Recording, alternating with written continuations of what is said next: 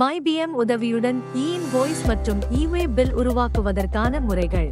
e-invoices அல்லது e-way bills உருவாக்க e-way bill போர்ட்டலில் ஒரு முறை GST பதிவு செய்ய வேண்டும்.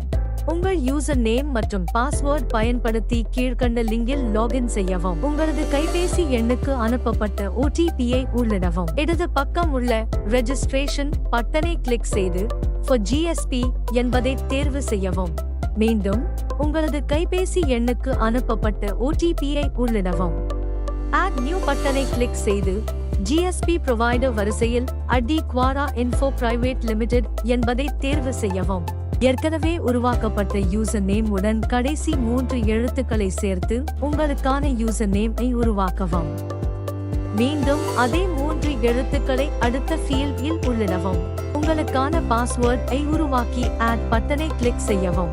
இப்போது உங்களுக்கான யூசர் நேம் மற்றும் பாஸ்வேர்ட் உருவாக்கப்பட்டுள்ளது. இதனை MyBM ஆப்பில் எவ்வாறு இணைப்பது என்பதை காண்போம். உங்கள் MyBM ஆப்பில் உள்ள e-invoice e-way bill பட்டனை கிளிக் செய்யவும். கீழ் வலது மூலையில் உள்ள Configure பட்டனை கிளிக் செய்யவும். நீங்கள் e-invoice மற்றும் e-way bill உருவாக்க வேண்டும் என்றால் ஆப்ஷன் 1 தேர்வு செய்யுங்கள். e-way bill மட்டும் உருவாக்க ஆப்ஷன் 2 தேர்வு செய்யுங்கள். நீங்கள் உருவாக்கிய யூசர் நேம் பாஸ்வேர்ட்-ஐ சமர்ப்பிக்கவும். நீங்கள் அனைத்து செயல்முறைகளையும் முடித்துவிட்டீர்கள். இப்பொழுது நீங்கள் e-invoice மற்றும் e-way bill-ஐ எளிதாக உருவாக்கலாம்.